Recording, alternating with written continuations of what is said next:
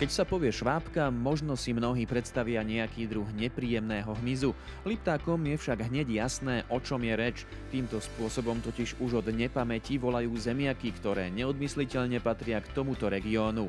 Obľúbenú potravinu sa preto rozhodli uctiť na 2. ročníku Švábka festu. Zemiaky sú na Liptove stále taká nosná plodina, ktorá s nami tu je dlhé roky a myslím si, že ešte dlhé roky bude. Aj keď v tomto čase prekonávajú takú trošku krízu, vďaka záhradkárom, drobným pestovateľom, ale aj niektorým poľnohospodárskym podnikom sa udržujú. Majú rôznu farbu, veľkosť aj chuť a nie je divu, že mnohí pestovatelia s nimi často experimentujú. V sláme, pod slámou, na sláme, takže ľudia skúšajú a hlavne záhradkári v tých našich podmienkách. Slovenskú kuchyňu si bez zemiakov možno sotva predstaviť a Liptáci ich priam zbožňujú. Vždy, keď sa ma mama pýtala, že čo si dám na večeru, tak to bola pečená švábka s kyslým mliekom. Ja som vlastne taký zemiakový typ, tak zemiaky môžeme dávať každý deň. Tým, že som vyrastla na Liptove, zemiaky musia byť. Švábka sa totiž pridáva do halušiek, treliva či do populárnych drobov.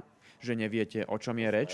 Je to plnka z nastrúhaných zemiakov, pomletých škvarkov a osmaženej cibule, majoránky, mäty, soli a korenia, ktorá sa vtlačí do bravčových čriev, uvarí sa a následne sa upečie. Tak ako Skaličania sú dneska už hrdí po tej tortúre trojročnej, kým oni získali tiež tú medzinárodnú ochrannú známku, tak ja verím, že Liptáci o 2 roky budú mať liptovské droby a budú ich podávať v rôznych reštauráciách a tak ďalej. Pripraviť droby je práca najmä pre skúsené gazdinky, no na Švábka feste si to mohli vyskúšať aj návštevníci, ktorých prišlo do centra Liptovského Mikuláša niekoľko tisícok.